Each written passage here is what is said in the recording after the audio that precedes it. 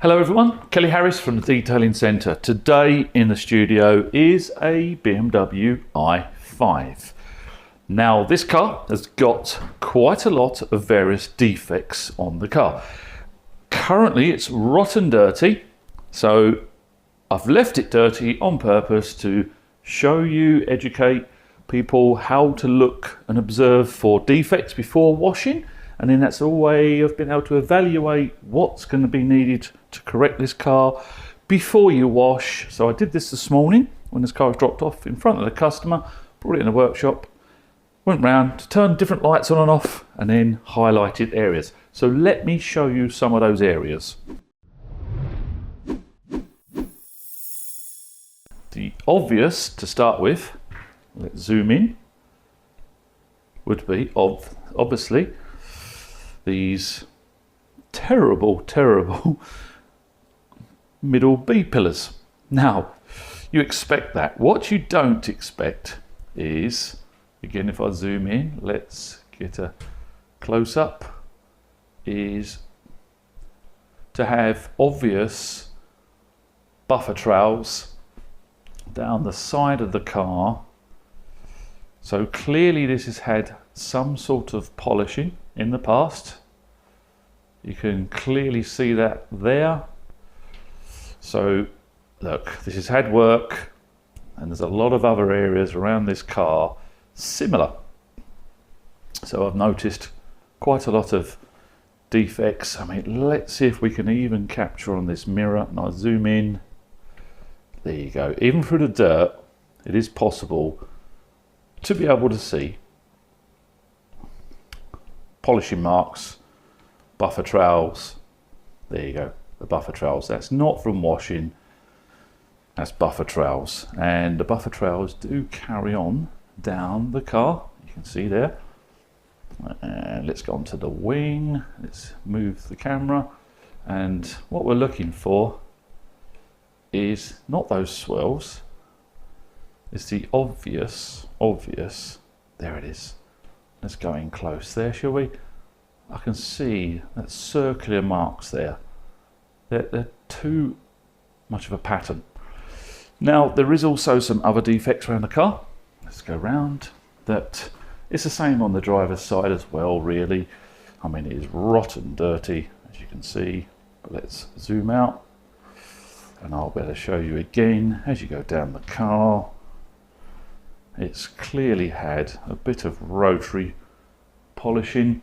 I mean, they're still just horrendous, aren't they? You can see that through there, going down through into the rear quarter panel with the petrol flap. Well, I call it a petrol flap. It's an electric car. Filler flap, electric flap, the make it go along flap, whatever you want to call it. But it's had some work, and there is some sort of marks on the boot lid. I mean, it is rotten dirty. So what we're going to do is obviously wash this very well. I've already shown the client there is a scratch. Let's see if we can pick that up on camera. I'm going to put the torch down. Let's put my finger there. Right there. There's a scratch. There it is. If it focuses on my fingertips, let's put my fingers there, you may be able to see it there. There you go. And it's got a little bit of sinkage, like a strop back settling for factory paint. Not the worst I've seen, but it's there. So, yep, no doubt, once I wash this, and damn, it needs a wash. I mean, that's the least of its problems. I'm sure it's going to look worse. Oh, look at that. Just spotted there. Let's zoom in closer on those. This is buffer trowels. This is telltale buffer trowels from having work done in the past. So I could easily see on this particular car that it's had rectification. Let's call it poor. There you go, on that light. Poor rectification in the past, which means I have to take a little bit more time, a little bit more care.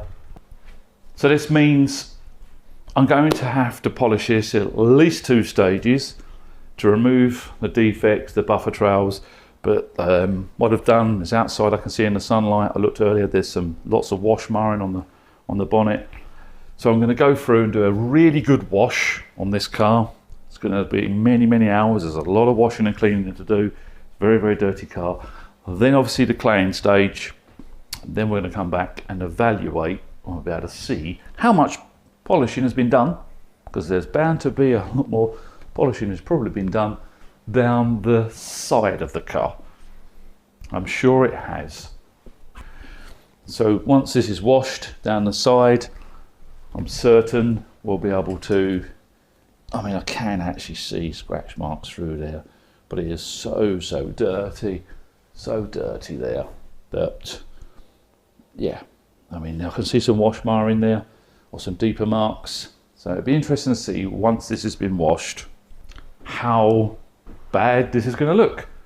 But big job, big car, full correction inside and out with Gtechniq package, the Gtechniq protection suite over the entire car, wheels off, calipers off, no, wheels off, coat the brakes, coat the wheels, inside the barrels, outside the barrels, and give this a really stunning protection, long-term, long-lasting.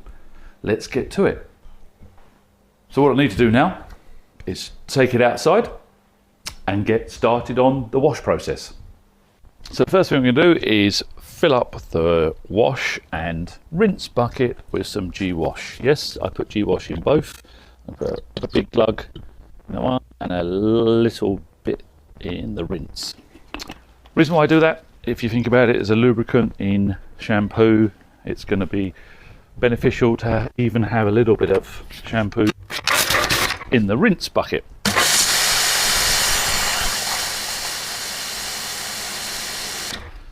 So, before I fill those buckets up, what I do as a process is the process of, while those buckets are being filled, I might also rinse the car. So instead of doing the rinse it or the bucket filling and then this is sitting here, I need to rinse this, then spray products on and let those products dwell. So it makes more sense to actually fill the buckets up in a minute. So let's get rinsing.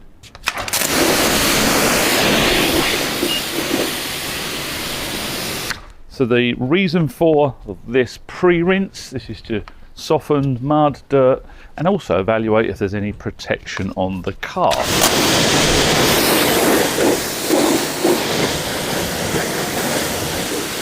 So another tip would be, if this is a really hot day, it's not, it's sunny, but it's cold. If it's a really hot day, wetting the surface down means the surface is cooler when you go to put chemicals on, meaning the chemicals, whatever you're going to spray on there, that's fallout removers, all-purpose cleaners, degreasers, tar and glue removers, there's many different products. If you rinse the car down, you're taking some of the dirt away, wetting the surface, cooling the surface, and then when you spray the chemicals on, they're not going to bake in, they're going to dwell for longer. It's just common sense.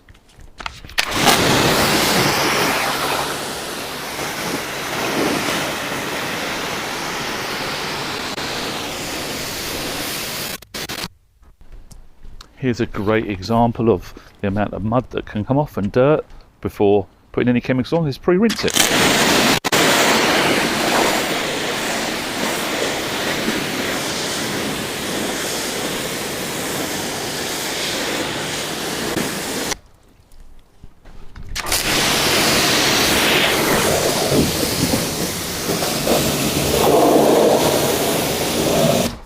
So for your information, I've got different nozzles on the big boy jet wash. There is another, if I grab them out of the holder, I can show you these. There is another 4 nozzles. I have different colour nozzles. So those are for different size fans, jets. I have the widest fan jet on there at the moment, which is the safest. Did you notice how I can put my hand very close? It looks dangerous and it's not. So I can get in nice and close Nice lot of water up in the wheel arches. Try and loosen the dirt.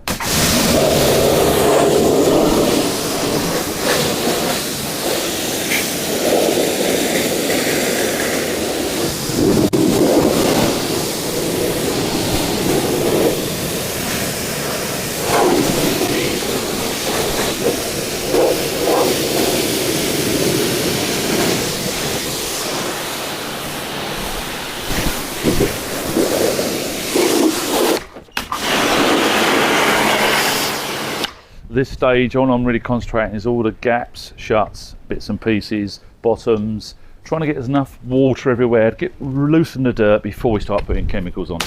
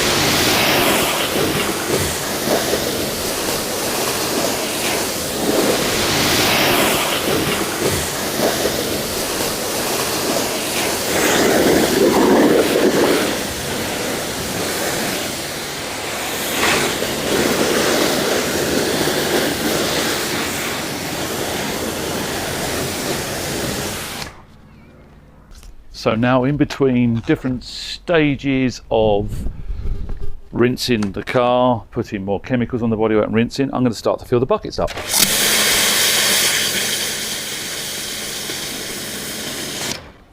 So while I'm filling the buckets up, this is now a really good time to start to put chemicals on. So I'm going to use Gtechniq W6 fallout remover on the wheels, bodywork, basically the entire surfaces. I do have it in bulk. I have it in a handy small sprayer and then a much larger pump sprayer.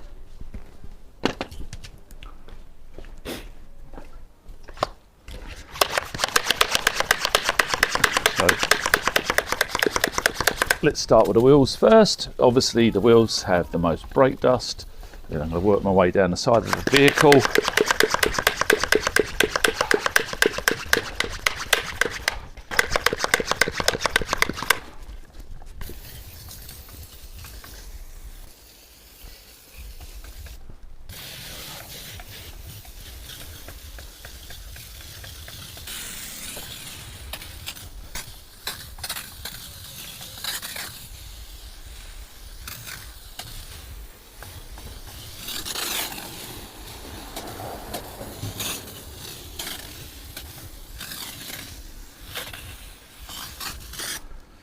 You can always use a standard pump sprayer.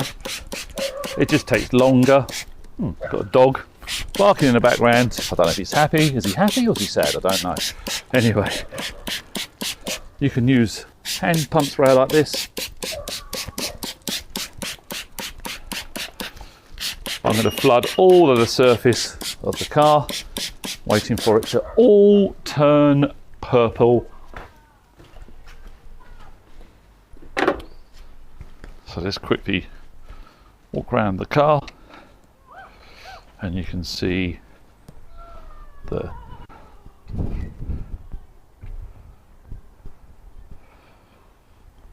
let's quickly walk around the car and you can see the product that's being Gtechniq W6, basically a fallout remover. It's now dwelling on the surface, doing its job. You can see down there that the purple is starting to run off the wheels. It's not actually that bad a contaminated car, which is interesting. It's very dirty but very muddy, not full of iron, but you don't know that until you start spraying the chemicals on, and for the small cost of doing the job with a full amount of products, and all the process means you get less caught out later on when it's inside the workshop. There's no point leaving iron and fallout and contaminants on the surface just to do more work when you're inside. So that's now dwelling, and what I'm going to do is now fill the buckets up. As you can see, I have a different colour wash mitt and the wheel brushes compared to the other wash mitt, which is inside this bucket. You'll see in a moment I'm using this is the Gtechniq red wash mitt. I have a black one for lower parts of the car on the wheels to keep them separate, so the best mitt, and then one that's a little bit more grubbier for low down. So I'm midway through filling the buckets up, and this is the good time to start to rinse off the W6.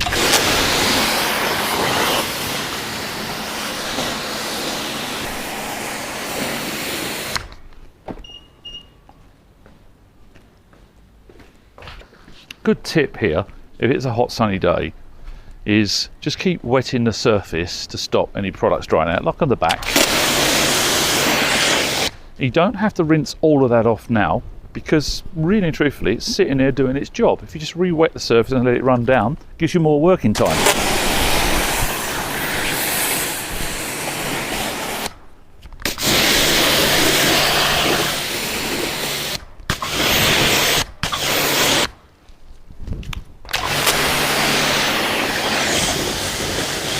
As I say, you can see it just sits there, the water on top of the product. It's diluted the product down, but it's still got some product down there, so it's still doing some work. Why try and rinse it all off? Just rinse it a little bit, go around the other side, rinse the other side, then you can go and fill your buckets up, and then you're ready then for the snow foam stage. So I've now rinsed the car. It's rinsed, not fully. As I said, you can leave chemicals on there. There's enough rinsing going on for the next stage, which is snow foam. And I'm using Gtechniq foam, citrus foam, in with the big boy jet wash. I'll show you the lance, and I'm now going to remove the lance. I'll put that to one side. I'm actually going to hook it on the wall, my little hook. I'm now going to connect the snow foam adapter, and now it's foam the car.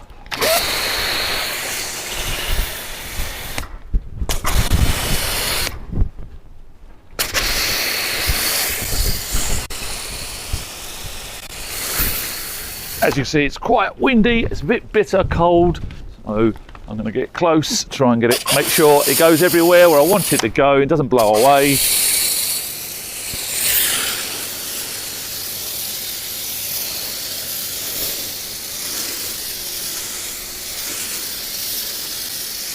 Starting up the top, working your way down.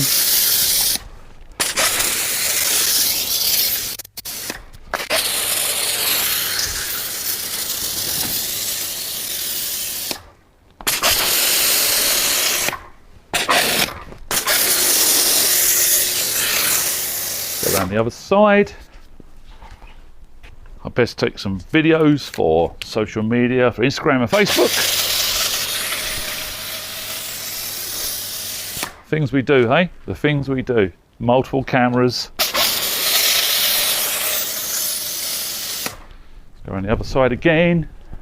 Now I am going to really make an emphasis on the front of the car in all the nooks and crannies, all the small areas.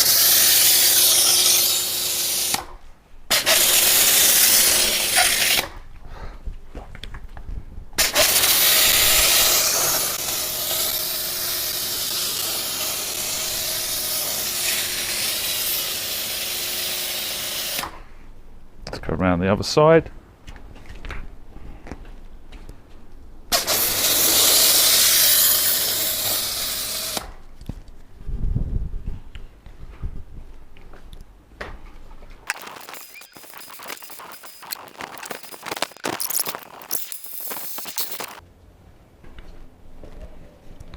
Now it's time to rinse off the foam.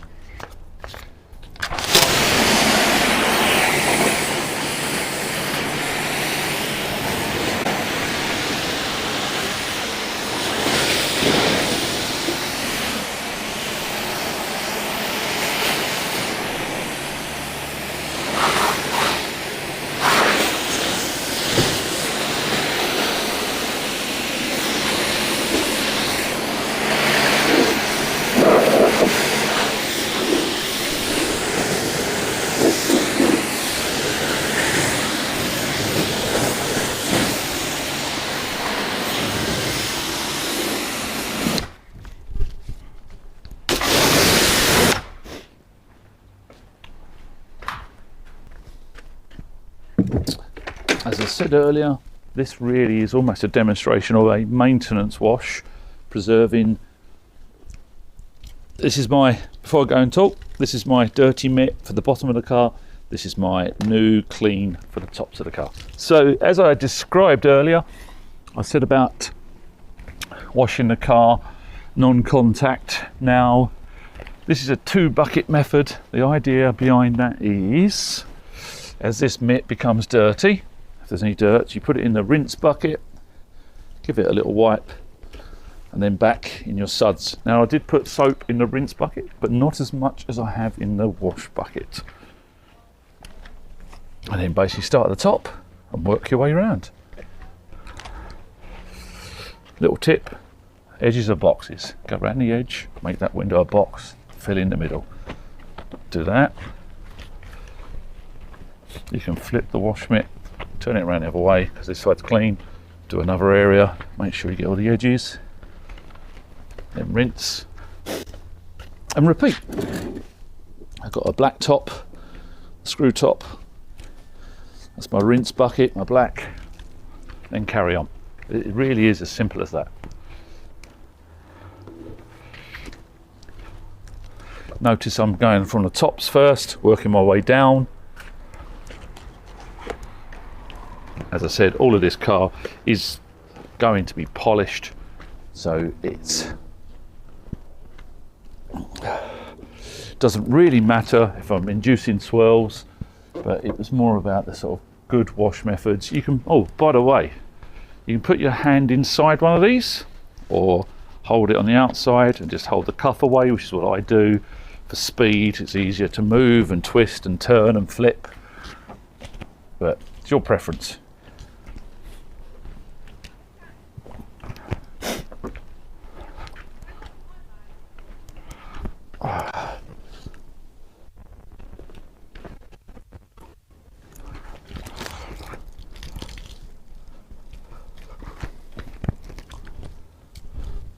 I'm not going to do the very bottom. That is going to be with a different wash mitt and the wheels.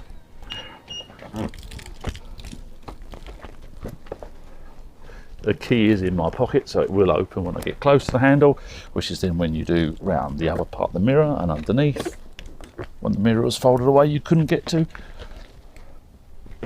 Now, I don't need to do all in the rubbers and edges. It's a very new, low mileage car. I already checked. There's no green moss and algae. If it's an older car, I might be scrubbing in the rubbers more, but I've taken the decision and I've looked properly. I can't see anything terrible in there, so that will be done. Inside, if it needs localised with just a spray bottle, I'm convinced with all the washing and rinsing with my jet wash, it's going to be not needed.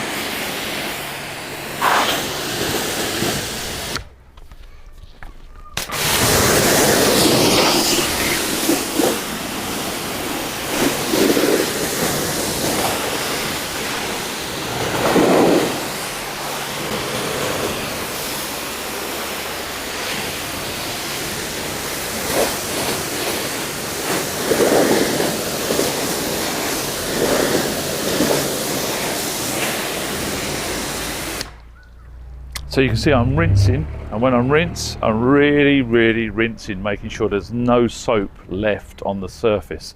What a big mistake people do is they don't rinse enough, leaving soap on the surface. It will pretend this is a maintenance wash again, and then that's clogging your coatings, your paint, and there's leaving a residue behind. The easiest way is if you've got dark coloured plates that you eat your food on, and you put some sort of soap on them, and then you look in the light and move them around, there's all the rainbow effect. That's the chemicals basically in the shampoos left behind because people don't rinse enough.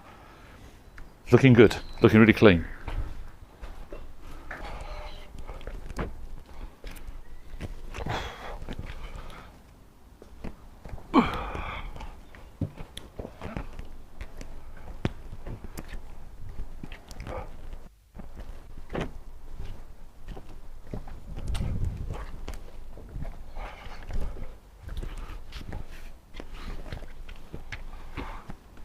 Now I can see something on the windows, the staining, which is very normal.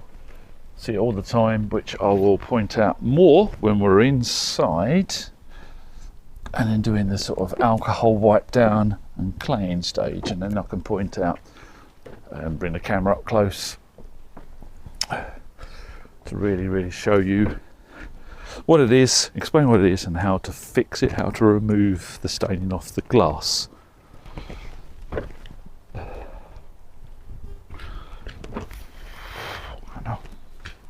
Oh, so let me quickly walk round the car now it's been washed outside to show what we're dealing with. So I'm going to zoom in, getting close.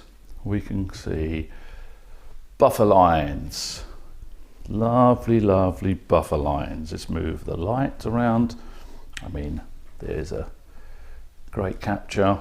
Let's zoom out to really show you what we're dealing with. There you go. And then there's some nastier, deeper scratches down here. There you go. Deep scratches, lots and lots of defects. I mean, look how swirly and scratched the mirrors are. It's the same round the entire car. We've got some deeper marks, scratch lines, buffer trails, and let me bring your attention to this area here, which I've corrected, and that area that I've refined. So that is corrected, rough cut and refined. That bit there is just refined, it's slightly hazier. And then there's before. And I started working on a pillar for a bit of a demonstration on a completely separate video.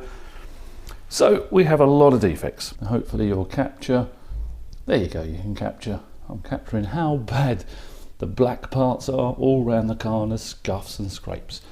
So it's going to be a considerable amount of polishing. First of all, start with clay in the car. On the rest of the panels, not the little demo panel I've done, first of all, it's clay the car, then start to correct this car. It's going to look fabulous when it's done, but there's a lot of work ahead of me. So before we start to polish this BMW, I need to decontaminate the paint with a mechanical method, not a chemical method. That was done in the wash stage. We can still do a chemical method like tar and glue remover if you find any tar when we work our way around the car. But firstly, I'm going to use a clay mitt, or you can use a clay towel or a clay bar. And this way it's just a clay cloth, but like a mitt form. I'm going to take away the surface contaminants. So I'm going to run you through the step-by-step, very simple stages of claying. First of all, this isn't a very contaminated car, but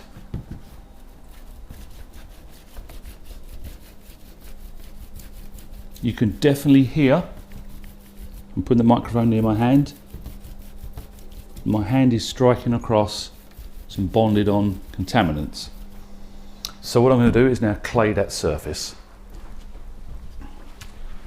So we're going to use a clay mitt, you can use a towel, mitt, and then lots and lots of lube. QD is good for this. I'm just going to do this little area. Keep flooding the lube on there. So the clay mitt or clay cloth or clay towel glides across the surface. Let's do a bit more, go further up, And easy inspection afterwards, all we're going to do is, after we've really made sure we've gone over the entire surface, there's a little bit of pressure. I'm not putting huge pressure, I'm not pushing hard, but it's more about fast movements across the surface, because what you're doing each time you swipe side to side, up and down, zigzags, whatever shape you want to do it, it really doesn't matter.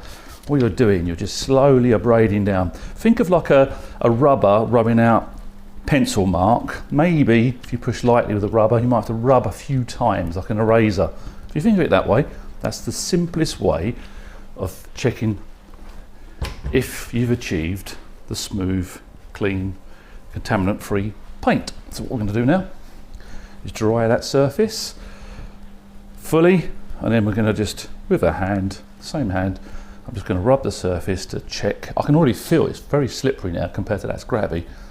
I can feel the slickness. Now that could be some of the lubrication potentially in the QD. There you go, silence.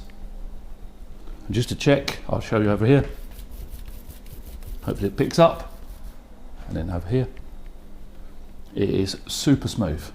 So, all I've got to do is the rest of the car, exactly the same process. It's at least an hour-long process on this big car like this. Then we're ready for polishing. So, progress update on this BMW i5. This side still needs to be corrected. I've corrected one half of the car, the driver's side, offside, right-hand side, depends which country you drive, left or right. So that side over there has now been, half the car has been corrected. I now need to do the other half. So now I plan to capture some of the polishing content this side for you. I will overlay some footage I captured on my iPhone very quickly and briefly while on the fly polishing, because it's a big car, lots of work. It's going to take another few days, hours and hours of work, so I didn't bother capturing it on the main cameras. I just grabbed my phone as I was polishing, put the phone down, capture some more, so I will show you that now.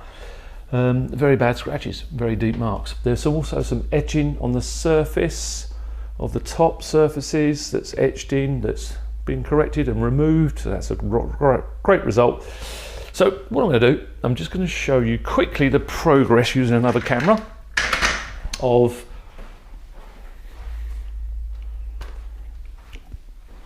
the situation, current situation.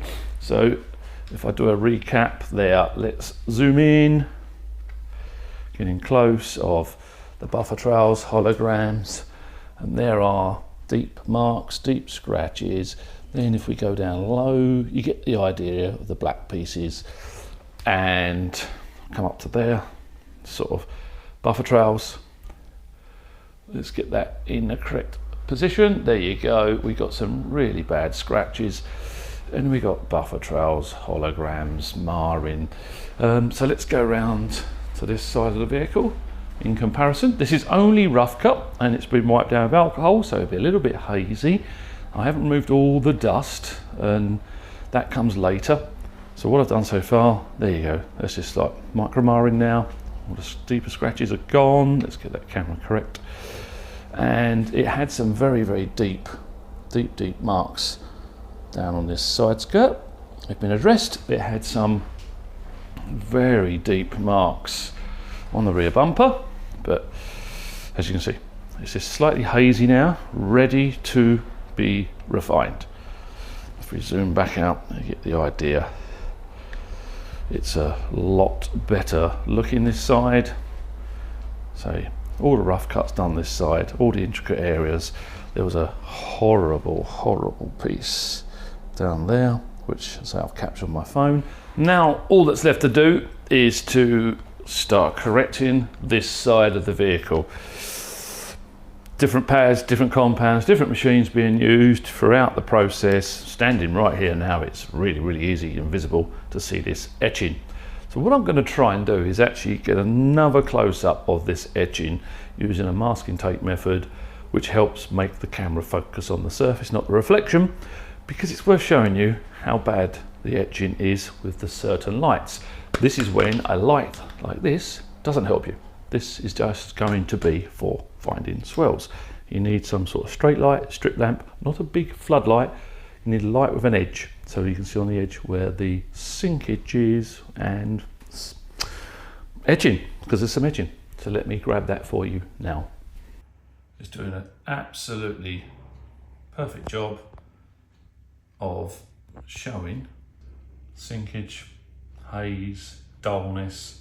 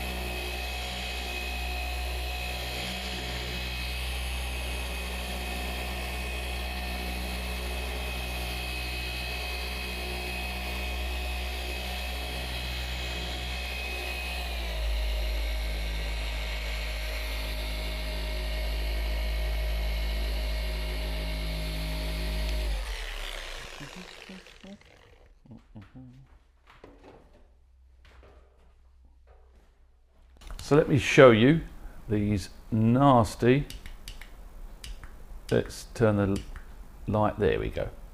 Nasty, nasty deep scratches all the way up this panel. Here, I'll show it from a different angle, there. And they're really nasty, nasty scratches. So I'm going to tackle those little areas. So I'm going to use a small machine, flex, well used flex, been using this for a long time, PXE80, fabulous little machine. I'm going to use the 2-inch adapter. I could go down to 1-inch, but I'm going to show a technique that I'm going to slightly tip to cut more aggressively using a Honey Pad Beast 2-inch pad, and they're +1 compound. So the +1 compound. So let's get to it. I'm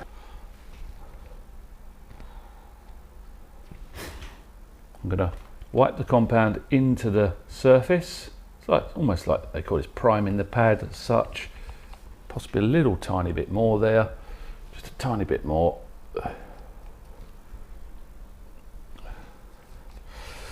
Which one do we tackle first? Should we go for this one?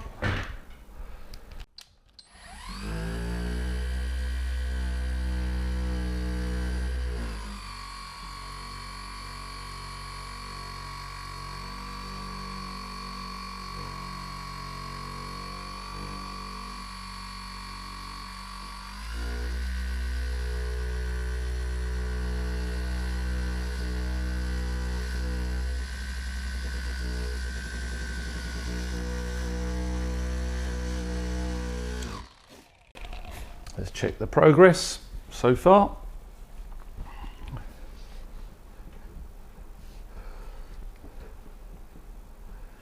So I can see considerable rounding off of that now.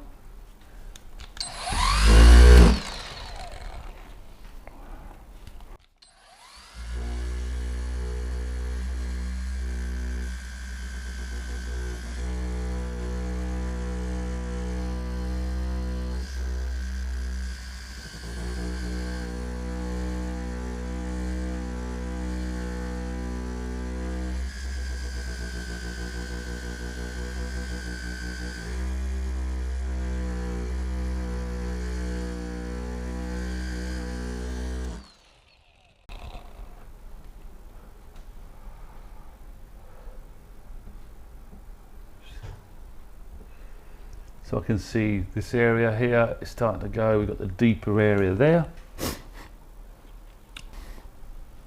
So we have micro marring that I expect, but what I have got is a micro marred surface which will clean up with a medium cut pad or a finishing pad, but the deeper scratch is gone. Now I have to tackle the others further down this panel.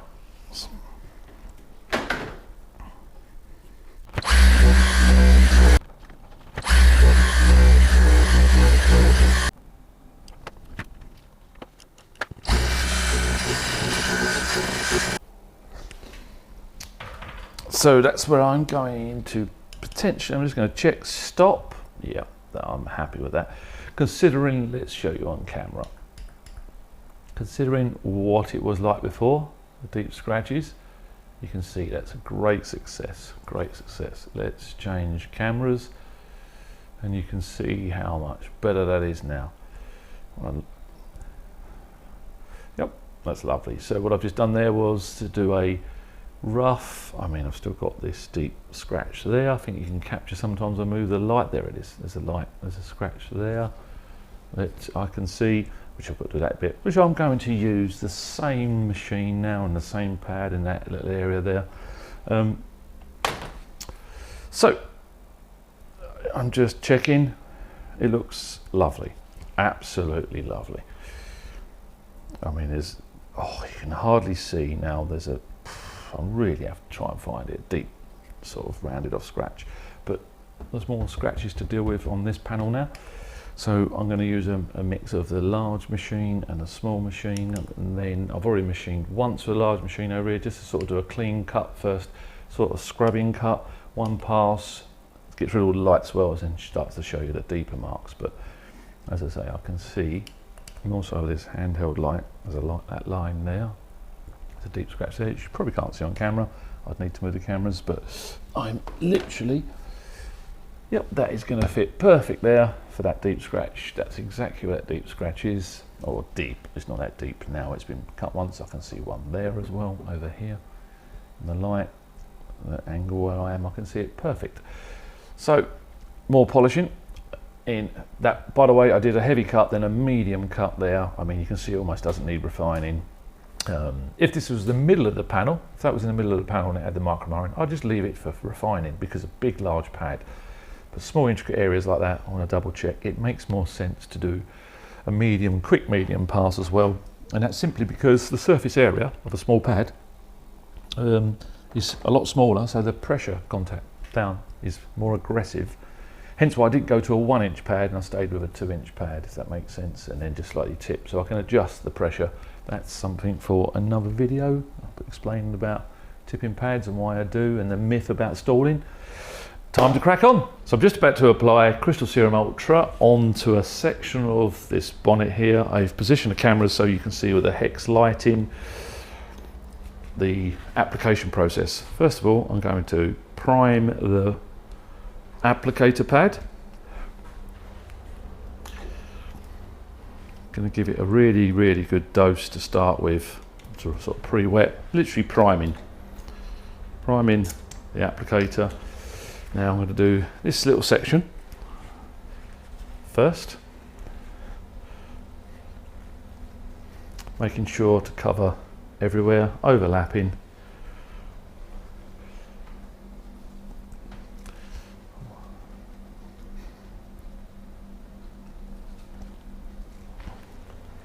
I'm using the join line of the vehicle as my stop-start area to make it easier.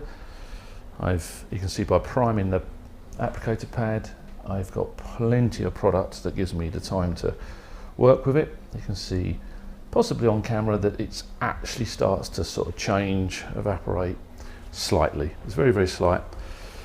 So I'm now going to get a first spread cloth. That first spread cloth is not there to remove, it's to, almost the terminology is level down. I don't like using sort of some of the detailing terminology really, but it is sort of potentially removing some of the product. You can still see the products there. Then the second buff, now it's had time to flash off with a completely different cloth. So I'm going to end up with two cloths. Well, actually 3, because this one I'm going to take the majority of the product off. This is very, very light pressure, almost no pressure, just gently buffing. Then the third cloth, I'm going to keep it to 3 cloths. I can now, with an inspection light, check my progress and make sure that there's no smears and haze, checking all the edges. It's looking great. Really checking the edges where I've gone over, because I don't want to leave the product sitting on those areas too long, because obviously it becomes very difficult to remove. And then if you leave it for long enough, it's going to need polishing again. If you leave a very large high spot for long enough, you could potentially need to lightly sand with sandpaper and then polish again to remove the high spot. But that I'm happy with. All that's left to do is carry on with the rest of the car. So the whole car is now coated in Crystal Serum Ultra. It's looking fabulous, feels super slick, which you're not going to be able to tell on camera. I've decided to use the similar camera angles, so I did move the cameras out of the way to do the application, then I've moved the cameras back in a similar position, just because it's great to be able to show you how to put on the second layer, which is Gtechniq EXO V5. I will show up on close on camera that it is EXO V5. So now I'm going to apply EXO. Well, this is a consumer product, so it can be put on as a standalone product or topped on top of C1, Crystal Serum Light and Crystal Serum Ultra, which Ultra being obviously a professional accredited application only. So I'm now going to show you how I apply EXO. So you can see it goes on very, very thick. I like to apply a lot of product. Simple reason for doing that is it gives me longer working time, because obviously the product is very, very thick as it's being applied. If I put it on very thinly, the solvents evaporate faster, there's less product, which means I have to rush and I have less of a sort of working time. So for me, more so with Serum Ultra, but with the same process really, is EXO's more forgiving. That's why it is a consumer product, but you can still make mistakes. I have had to fix customers' cars or new customers to me in the past that have decided to put EXO on themselves and unfortunately left it too long or did too large an area, almost applied it like it's a wax, wiped it on, waited for it to cure, then expected to buff it off, and you can't. Completely different chemistry going on here. So last little bit I'm going to do the side of the bonnet. Now it's going to sweat gas out, gas. It's going to, and it's also, hopefully you'll see on camera, it's going to separate. It's going to sit on top of Crystal Serum Ultra, and almost like it looks like it's starting to repel. And I can see here now there's a separation. But as I say, because I put a lot of product on, I can get plenty of time, working time, to inspect and evaluate. And literally, I can now wait. Now, depending on the humidity, how hot or cold your workshop, garage is. I mean, people put this on outside. Look, you can. Would I? No.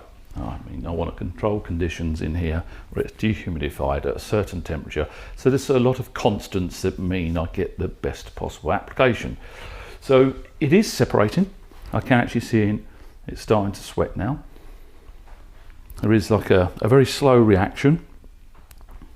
What I'm going to do now is do a very light buff. It's almost like a spread. But compared to sort of some of the professional products or Gtechniq Crystal Serum Ultra, where if you try to do an area this big and wait this long, you would get yourself into a lot of trouble.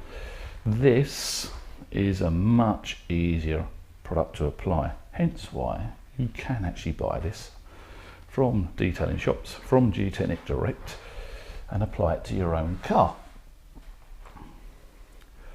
So as you can see there, there's still plenty of product. What's going to happen now, it starts to flash more, the solvent flashes off. I can see, obviously the hex lights make it really, really useful for me to be able to see this process happening. Now I'm going to be gentle. I'm going to spread again. You can still see the smears and haze there. So I can put less on, like I said earlier. I can put less on and the working time gets slightly shorter. But me talking on camera here, explaining, showing you, it makes more sense for me to be able to take my time, explain to you. So again, if you put a very thin amount on, the solvent in the product, which is the carrier, which is keeps it as a liquid, the absence of the solvent is what leaves behind the chemical product that's going to bond and stick to the car. So if you put a very thin layer on, your working time gets less, simply less. Yes, you save product, but you could get yourself into trouble. I'd prefer to put a little bit more on. It gives me plenty of time to buff and check. Now it's more critical. This is the time when it's more critical now to check for haze and smears. So now I'm going to do a lot of light circle motion buffing. I'm going to flip the towel. What I'm checking for is any thick areas. So in other words, it's been not wiped off from the first process. And now flip the towel and just do a very, very careful, gentle buff. And that's this side of a third of the bonnet done. Now I'm going to go down through the middle. But hopefully you can see the process and the application. All that's left to do is the entire rest of the car. So people ask me, how long does it take? Honestly, a car this big, this size, the colour, the intricacy, or the shapes, could easily be most of the day, a working day, normal working day, not a detailer's day, because detailer's days seem to be about 12, 13, 14 hours. An 8-hour day, you'd be really pushing it to get both layers of coating over the entire car correctly in that period of time on your own. But yep, so it's looking great. I've just got, I'll show you on camera, you can see as you carefully wipe the smears go. That's why I'm checking with one of these lights as well. You've got the smears, they will calm down in a moment. It gives me plenty of time. I can add the rest of the bonnet, then come back with a final buff to remove those last little smears and residues. I'll crack on with the rest of the car now. So the BMW i5, it's finished, completed. Now, apologies that I haven't had lots of content of the interior, the wheels coming off. I've got some on my mobile phone, so what I'll probably do is just splice some of that footage in of me coating the wheels. He's had the full works, the full Gtechniq package, which is Gtechniq Crystal Serum Ultra EXO V5 on the bodywork, the wheels, the brakes, and then G1 on the glass. Literally, it got so late every night. Last night was 10 o'clock, the other night was 12 o'clock. I got up at 5:36 this morning, I was out about 6:30, 7, and then the customers turned up. It's now 10 o'clock. We've been talking, he loves the car. God, grabbed his reaction as he walked in on my phone.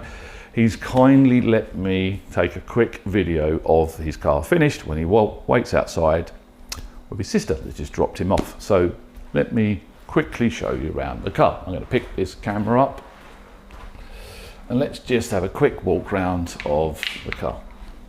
It is incredible now, looks amazing, looks stunning. A lot of work, a lot of work that's been. I am going to adjust the camera settings. There you go, so you can see it better. Oh, pleased to see this go. I was just chatting to the customer about the condition of it and the mileage and age. And it's a 18 months old, 10,000 miles car that now looks like a new car. And we discussed about where he purchased it from, and it was down southwest, sort of Devon way. So we think it's bushes, small country lanes that have made this car have so much little battle scars, scratches and swells. But it looks insane, as you can see. It's looking stunning.